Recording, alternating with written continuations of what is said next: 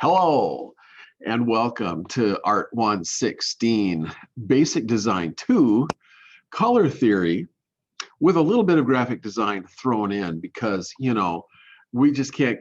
A day without graphic design is like a day without sunshine. And so we're going to have a little bit of that in here too. The first day of the quarter, especially in the middle of a pandemic, especially with teachers who don't always teach online courses, can be a little fraught. It can be fraught with danger, and it can be fraught with technical difficulties and stuff. So we're going to do the best we can. The watchword for this quarter is patience. We're going to try to be patient. I'm going to be patient with all you guys. You hopefully will be patient with me, your crazy teacher, and we will be able to get through this together. I want you to know that when I put assignments into the coursework and then you guys have assignments due with due dates, I will be super patient so that if you guys miss due dates and stuff like that, I will be happy to extend due dates so that you can get stuff turned in. This is not a gotcha class where, if you don't get a thing in by the due date, so sad, too bad. So, I'm going to try to work with you guys as much as possible to be patient. And please try to be patient with me because I'm not necessarily your online teacher person. I'm an art guy. I deal with face-to-face classes in studio situations with real artwork and real art materials and real people. And teaching online during a pandemic has been as hard for me as it has been for you. So we will try to get through this together, and that'll be good. Let me go through the class list here and see who's all here. I do give participation points every day for people to come to class. And so it's really important for me that people attend and kind of use the class as a touchstone to create a rhythm and a routine in your life, and also have a real live person to look at and listen to so that you're not just looking at canned lectures and recorded stuff all the time. So anyway, Ezra is here because he's there. So I'm looking at my participants list. You guys are all signed in already. Amanda Merritt is right there. Amelia Russell is right there. Gabby Kincaid is there. Carly is here. Mary Wolford, welcome, is here. Skylar is, there we go. Okay, so far so good. Okay, so that's pretty good. I'm missing a couple of people on my list, but it's the first day of class, and there's lots of challenges. There's a winter storm out there, in case you hadn't missed, in case you haven't been paying attention. There's a winter storm, so possibly people who are driving over passes and stuff are having a little trouble getting here. We'll see how things are on Wednesday when we have a class meeting. My name is James Fritz, and I want to welcome you to ART116, Basic Design 2. This is generally a class on color theory where we talk about how colors work in a composition, how colors relate to each other, so certain color relationships, and all of that. But over the last 5 or 6 years, I've been really feeling like a lot more of us college classes should be doing something as a project or something around the Martin Luther King Day holiday, which comes up 2 weeks into the quarter every winter. The King holiday is usually the third Monday of the month. It usually comes around the 17th through the 20th or so of January. And this January is no different. So with all of the stuff that has been happening in the last several years in terms of social justice, civil rights, and especially this year with all of the protests and all of what's been going on in terms of racial reckoning. I mean, there's kind of a new phrase every year as we continue to deal with this stuff and don't seem to be able to actually resolve a lot of this tension that surrounds race relations and the pecking order in this country. It seems to me like it's a good idea to maybe do one project and do a little bit of reflection about Martin Luther King, the civil rights movement, and now what's been going on in the last 5 or 6 years in terms of social justice. So we're going to do that, and I'll start talking about that on Wednesday or Friday of this week. Let's see. I'm probably going to post in the coursework section of the e-learning module, the e-learning shell for this class. Our first project is going to be like a survey, a kind of a little self-survey, just to let me know if you're an art major or a design major or not. How much art experience you might have had in high school or in a previous life of some kind. I've got about 10 questions in a survey, so I'll post that, and that's going to be a project, and you'll get points for completing it, and it'll be fun. But that way I can learn a little bit more about you, and so I will assign that next time and be looking for that survey in coursework. Let's see. This morning I did this. I did a share screen where I put up the syllabus so you can see what the syllabus looks like. And I'm going to do that, but I'm going to depart from my screen share quite a bit. So let me put that up there and see if I can find it. There it is. Okay. And I'm going to go scrolling back to, God, oh, I love to write. Everybody loves to see writing. Okay, so there is a copy of this syllabus located in the syllabus tab in the e-learning shell for this class. And so you can click on that, and then there is a link to this Word document. So you can either read the Word document on your screen, or you can print it out on your printer. I am assuming that everybody has a computer. What an assumption that everybody has a computer and that everybody has a printer, and that you'd be able to function in a college level course with a desktop computer and a printer. That may not be the case. I've had a lot of people try to take this class on a cell phone, and you might be able to do it. A lot of people try. A lot of people can do amazing things on cell phones. So we'll see what happens. But anyway, the syllabus is there, and it's really a lot of good bathroom reading. It has, it has the course outcomes and learning objectives for the class, and basically it tells you just what I told you about the class. Our class meets on Mondays, Wednesdays, and Fridays at 1 o'clock in the afternoon. And I would like to try to continue that for you so that you have a touchstone with the school here where you can see real people coming together for a real class, and it's part of your routine. If you can't make this class because you have work or other conflicts, that's fine.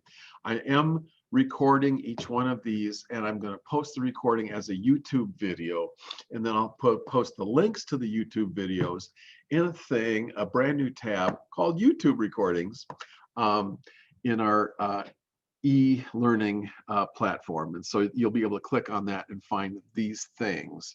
So if you miss a class, or God help you, if you want to see this again, you can click on that link, and then you can fast forward through the boring parts and just get to the parts that you really want to see maybe a second time or something like that. So the syllabus talks about a lot of stuff, including our class list, our supplies list for an art class. Most art classes and design classes, when they use real materials, will have a supplies list. And so my class has a supplies list too. So let's talk about that. The first thing on the supplies list is the textbook. It's Art Fundamentals, Theory and Practice by a guy named Ackwerk and a whole bunch of other people too. This book happens to be out of print. This only went out of print a year or two ago. which is actually a good thing, because when this was in print, new copies of this thing cost $150 or $170 a piece, which really sucked. Now that you can only buy used copies of this at our bookstore or at Amazon.com, this is a $20 to $40 book, depending on how old a copy that you're buying. And I don't care what edition of this book you get. This is the 11th edition, and anything from the 9th edition till the 12th edition will work. So you're sure welcome to any kind of a copy of this that you can find would be great. If you happen to be an art or design person, an art or design major, this is a really wonderful reference book that I think belongs on your library shelf. Do people have libraries anymore? Do people read books anymore?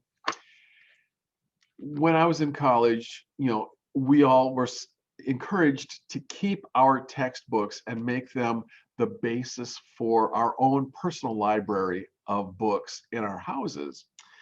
So many people have a digital reference approach to life that you may think books are anachronistic, and they might be. But anyway, I use this book all 3 quarters. It's a really good book. I highly recommend it be in your permanent library as reference material for all kinds of design ideas.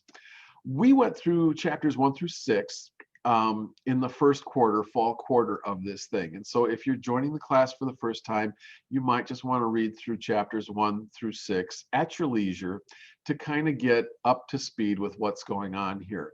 We're going to be kind of reviewing and applying a lot of the ideas for composition as we look at chapter 7. This quarter, we are going to be hopelessly mired in chapter 7, which is the chapter on color in this textbook. I feel like color is such an important part of design that I do want to spend pretty much a whole quarter talking about color and color theory. So we're going to be looking at chapter 7 in the textbook this quarter on color theory. So the book is the first thing that you'll need. And I've got a pile of stuff that's off camera over here. And so I'm going to go through this pile of stuff off camera with you. As far as what we do our projects on, I really like this paper product called Strathmore Bristol Board. Strathmore is the paper company, and Bristol Board is not paper. It's almost like shirt cardboard. It has the consistency and thickness of a piece of shirt cardboard, but it's bright white, and this is 9 by 11, so it's a really nice size to work on. 9 by 12, sorry, 9 by 12. So this is really cool. They're supposed to stock this in the bookstore, and you may also find this over at Staples across the street from the college. If you can't find this, you will be able to find this, another Strathmore product. This is their watercolor board.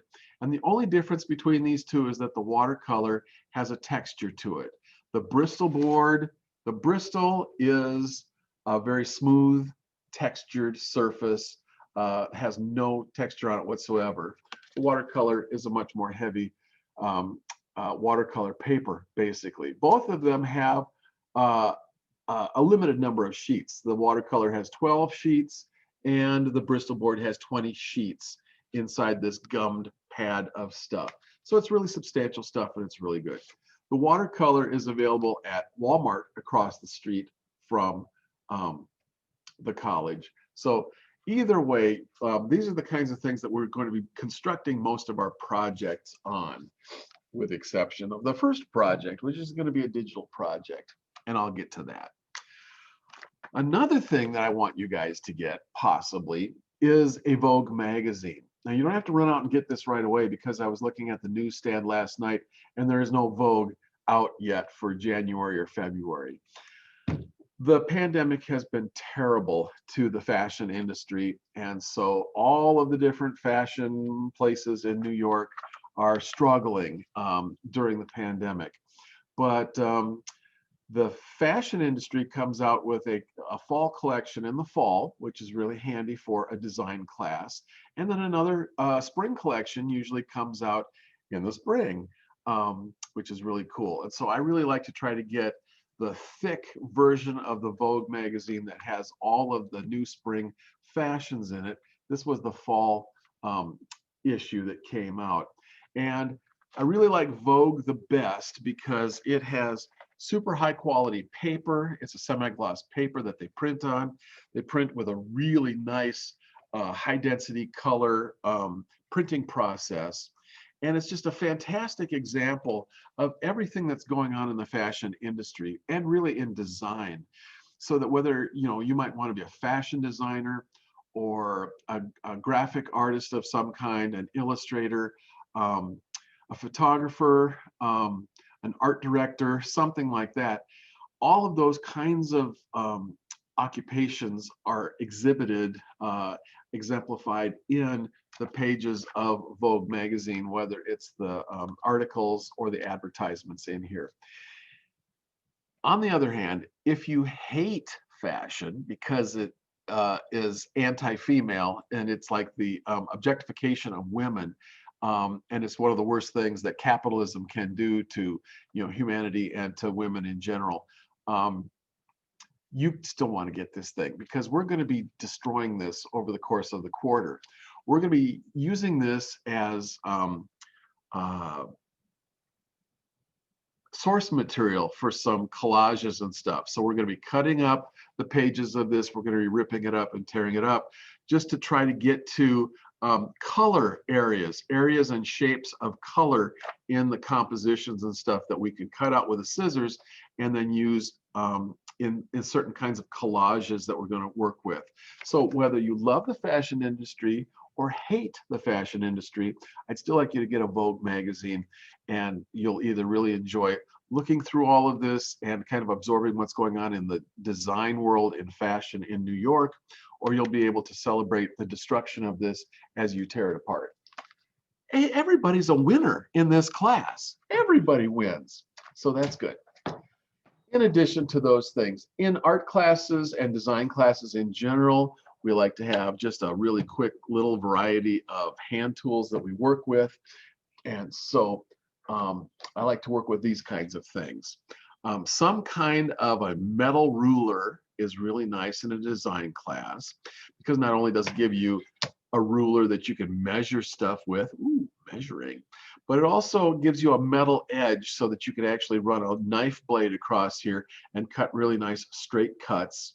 If a person wants to make straight-sided things, this is a way to do it that's better than just using a scissors. And using the tools that I'm going to be talking about here also build a lot of dexterity, a lot of eye-hand coordination in a basic design class, which is also good for art and crafts and other kinds of things. So some kind of a metal ruler would be good. Let's see, this is an aluminum ruler that's available at Walmart. And this is a stainless steel ruler that's would be available at either Staples or our bookstore. You guys still with me? Did you fall asleep? Is everybody still there? Okay. I really like rollerball pens. I love rollerball pens. They make a really thick, beautiful, flowing black line. And so I'd really like you to get a rollerball pen, at least one, if not a pack of them. They're really fun for taking notes and stuff like that in other classes. If you're in a lecture class where you have to take a lot of notes, it makes the writing really easy. These happen to be the Uniball 207 gel pens. I really like these. Anyway, this has a point on it that they call a medium point. So it would be a 7/10 of a millimeter medium point gel pen or rollerball pen. And I really like these. We draw lines and we do a lot of stuff using a pen in design. And so that's a really nice one. Any kind of basic pencil will work for other kinds of things. And so sometimes I put on the supplies list a pencil, but most people have a pencil, so I don't usually have to specify that. Another long, sharp, nasty thing is the X-Acto knife. This is a staple This is a staple of design classes, and hopefully they come nowadays with a plastic cover that goes over the top of it. Ask me how I know that you want to have a plastic protective cover that goes over the end of this thing. I have cut myself on these nasty things. So when it comes with a plastic cover, please retain that cover and always reapply the plastic cover over the end every time so you don't get a nasty cut from the X-Acto knife. We're going to be dealing with color this quarter. And since we're not in class for the first time ever, I'm going to ask you guys to come up with some kind of a personal paint set. I went over to Walmart last night looking at a personal paint set, and they happen to have these. Not horrible. There are 10 little bottles in this set of paint. There's white and black, and then there's 6 colors off of the color wheel, which we actually use. Yellow, red, green, blue, violet, and orange. And then there's a couple colors that we don't use in design, but get used in a painting class, like brown or flesh tone or something like that. Anyway, I would love it if you guys could come up with acrylic paint. And this is acrylic, not to be confused with all the other kind of paints that they have over there, because they had face painting paint and they had tempera paint. Tempera paint is not acrylic paint. So we really want to make sure, come here you, that it says acrylic paint. No, it's over here. Acrylic paint, somewhere on the package, so that you know that you're getting a permanent acrylic paint that dries permanently, and that when it gets wet again, it will not once again get loosened up and move around again. Both tempera and watercolors are variations of a kind of paint that don't dry permanently and polymerize, but an acrylic paint dries permanently and it polymerizes. It turns into a polymer, into a plastic, and so that's why it's called acrylic, and that's why we want an acrylic paint of some kind. We want at least the 6 colors of the color wheel. So we're trying to find yellow, orange, red, green, blue, and violet. And then if you can find a white and a black, that would be good, because we're also going to be tinting and shading these colors as we work with colors in this class. Along with paint, we're going to need some kind of a paintbrush to push the stuff around with. At Walmart, they have these lovely paint brushes, like 5 brushes in a package for $3. And these are pretty good quality in terms of, this is a bristle brush. It's not a hair brush. It's not hair.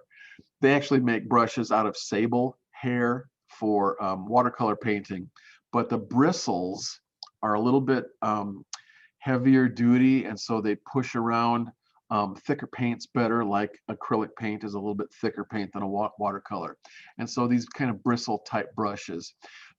This is a package of flattened brushes where the ferrule has been flattened, and so you can kind of see a flat chisel shape to the brush. It doesn't really matter to me if you get the round pointed brushes that are kind of conical in shape, or these flattened chisel shaped brushes. It's kind of whatever appeals to you, but you just need pretty much at least 1 or 2 medium-sized brushes. So the medium-sized brushes in this pack are the ones we're probably going to use the most.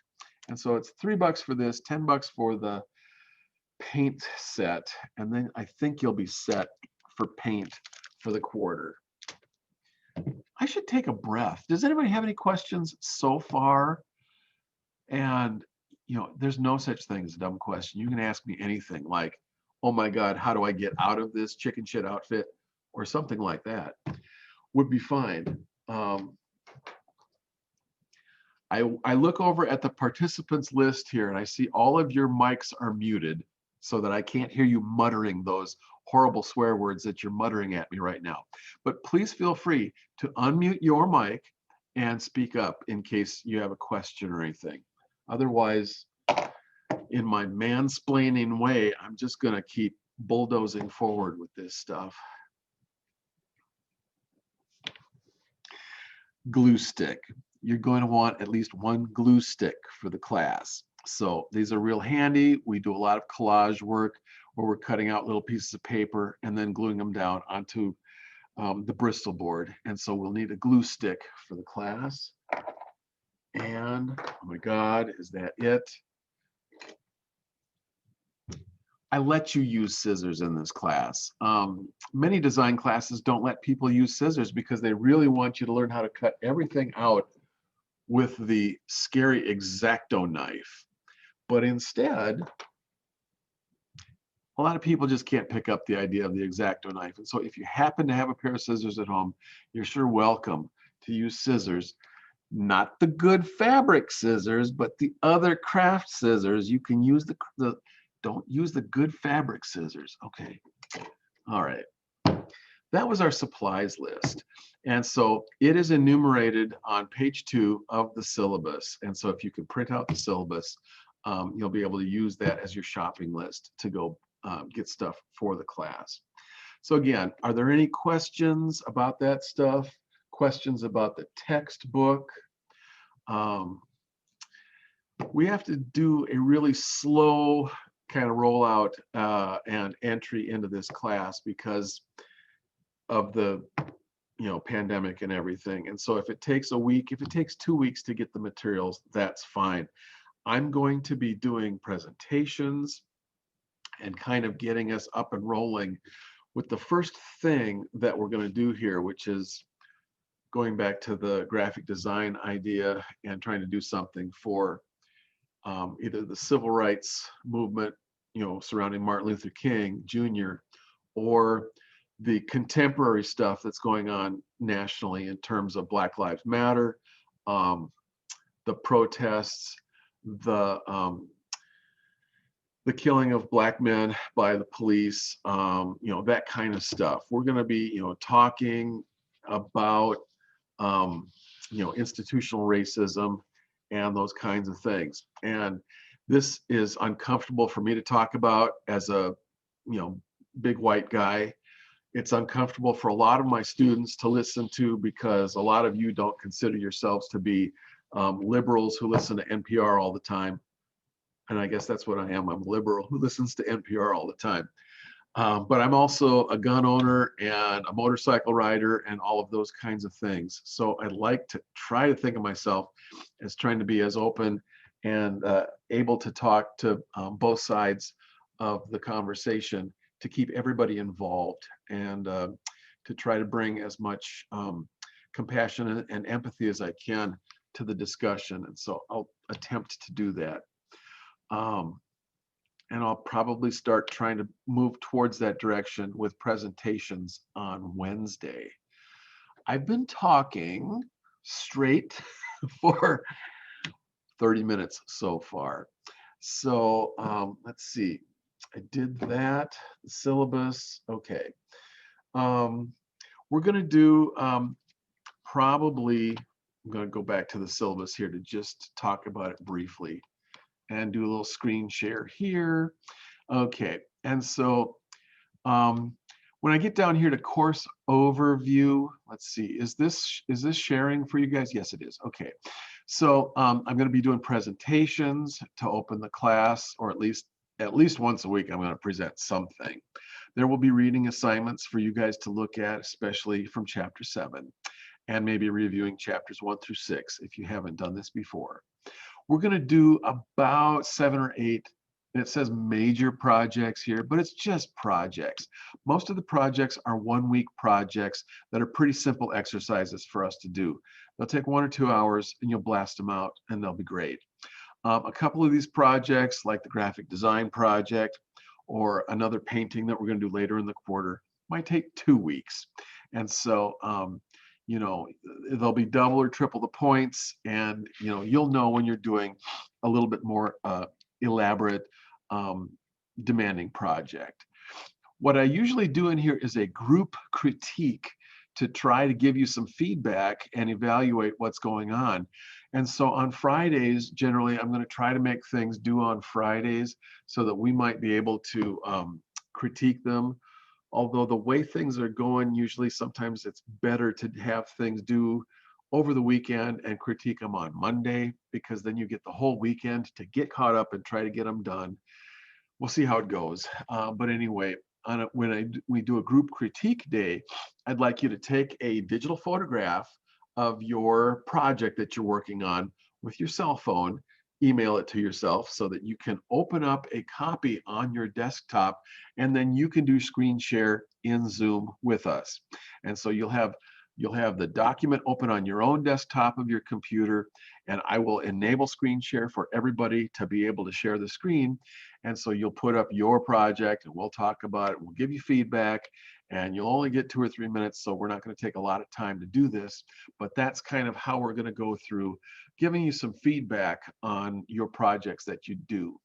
I'm going to do midterm and final quizzes.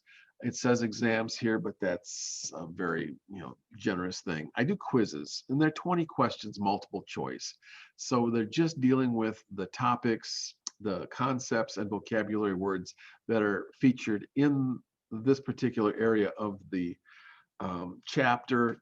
Or for this first project, when I'm talking about graphic design, you may have to take a lot of notes from what I'm saying, because I don't have a text for graphic design. And so I'm going to be giving you lots of concepts that I think I'm going to try to highlight and ask you to write this down so that you know what this word is when I say those kinds of things. So you might want to take some notes for the graphic design portion of this. Usually I ask for a portfolio, but since you're going to be uploading all of your projects into coursework for me to grade, that's going to be your portfolio. It'll be a digital portfolio.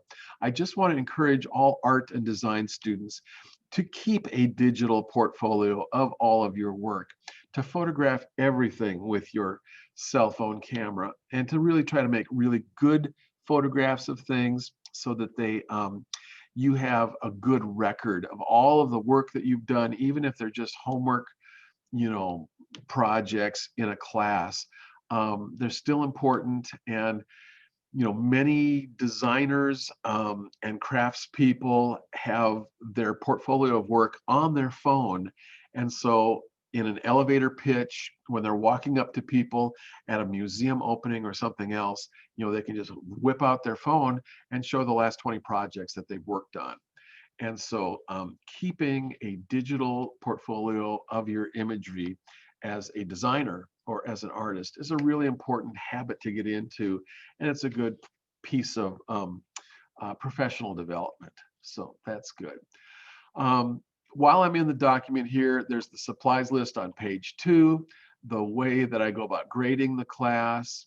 For this online course, I do want you to tell me about technical problems that you're having, because if you're having difficulty with internet connectivity or bandwidth, if I'm roboting or breaking up, you need to let me know that so that I can either slow down, or you might have to go to YouTube and look at the thing through YouTube, because maybe as a recording, it'll come through more clearly than as a Zoom meeting that uses a lot more bandwidth. The kinds of files that you get downloaded from YouTube are much cleaner and don't take as much bandwidth. And so you might get more out of the class from the YouTube recording than from the live Zoom recording. I'm just saying it's possible. There is a calendar here that has all of the lectures and all of the projects and all of the due dates on it. And that calendar has been updated for 2021. And so the next 10 weeks of our life together is completely mapped out here. And so I'm going to stop sharing at this point, because you guys can find that under the syllabus tab in e-learning. So again, I think I'm going to try to wrap this up. I'm going to ask you if you have anything for the good of the order that you want to say. If you want to ask a question, if you just want to say, hi, I'm so excited to be in this class, please go ahead and unmute your microphone and just blurt it out, because I know that you've been trying to just not say anything for all of this time, and you're dying to say something, because otherwise I go nuts. I think that I'm just talking to myself the whole time, and I'm going to wind up in a loony bin if all I do is talk to a screen and a camera for my whole life. Does anybody have anything for the good of the order? I'm so Hi, excited to Secret. start this class. Carly, thank you. And Amelia, okay. Hi, I'm also really excited. Yay, okay, fantastic. Okay, here's a little primer. I've been trying to teach this to my faculty brethren, and they just don't get this. So let me talk to you guys. I'm sitting here in the design classroom, design studio in Eden Hall, and I've changed this kind of into an impromptu television studio. So I actually have lighting, photographic lighting that is lighting me better than just the overhead ceiling lighting. And I have a desktop computer in front of me with a full-size monitor. And then I have a webcam with a built-in microphone on top of that, and it's a stereo microphone. So they're the $50 kinds of add-on webcams that you can get from Amazon.com. And in fact, I've got 3 webcams in here, so I can switch between 3 different views of stuff. And so if I want to demonstrate something over there where I've set up a still life, and then I want to draw the still life for students to try to show you how to do a drawing or something like that, I can do that with a webcam right here, this webcam right here, that's at my eye level and shooting right over my shoulder, so that you can see that view of life when I'm trying to do that kind of a demonstration. I've also got this kind of a webcam, which is my tabletop. And so when I want to do more of some kind of a demonstration, I have a bird's eye camera that's out of the frame, that's right above the tabletop right here, so that I can draw and I can collage and I can compose and do all kinds of stuff on the desktop as well. And it's nice to have 3 cameras so that you can flip back and forth between those 2 and this talking head version, so that I can do quick changes and that kind of stuff. What else? I wanted to tell you something. Oh yeah. So when you come to a class, and when you're in a Zoom class, it's nice to be well lit. It's nice to have some kind of a control over the background that you have, so the background suits you. And so backgrounds are really important in all kinds of composition in art and design. So always consider your background, even when you're doing webcam. And when you are doing webcam, I'm going to grab my webcam and I'm going to take it down here, and I'm going to hold it at about the level that a webcam would be at if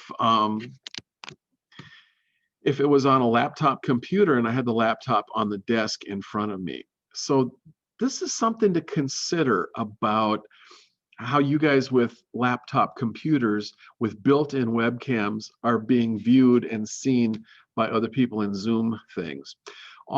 The angle of the camera is super important about whether it is flattering and gives a really good thing or not.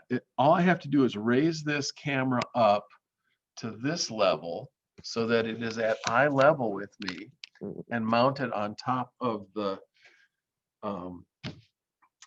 full-size monitor, and the lighting changes, the angle changes. You're no longer looking up my nose at my nose hairs and stuff like that. And so it's something to consider how you communicate, how you come across to people, even in something as so stupidly simple as having a built-in webcam in a laptop computer versus having, an add-on webcam that is, just a little bit higher, because just the angle, just having it at eye level changes the entire way that you're being perceived and the way that you are broadcasting to the world. You do not have to run out and get a different webcam. But sometimes if you wanted to take your laptop and put it up on top of a box or something, so that it's a little bit higher, so that the level of the webcam is at your eye level so that it is you're not looking down at the webcam, but you're looking straight out at the webcam. Ooh, that was a scary Nazi salute there. We don't want to do that. Okay, so anyway, that was just a little primer about just camera angles and composing, creating a composition just for your webcam presence on TV, on the computer. Okay, I've been at this for 42 minutes now. I'm going to let you guys go. You've been very patient. Please look over the syllabus. I'm going to try to start this class in earnest on Wednesday at 1 o'clock in the afternoon. I'll be posting this video recording on YouTube with links in our e-learning shelf so that you can access this and fast forward through the boring parts if you want to. So any other questions? Anybody else wants to pipe up for the good of the order before we go? I'm going to give you like 5 or 10 seconds. Thank you. Mary, well, you're very welcome. I'm enjoying all the sculpture and art behind you too. It's really neat to look at. Oh yeah, well, thank you. Thank you. I've got a sculpture class and a bronze casting class this quarter, and so I'm going to be working with them as well. So that'll be cool. And all of this stuff that gets posted up here, a lot of these are projects that we've done in the basic design class, and so they're projects that we will be doing this quarter and recapitulating this quarter. So that's good. Okay, thank you for joining me. I'll see you again on Wednesday at 1 o'clock. And so goodbye for now, and we'll see you on Wednesday.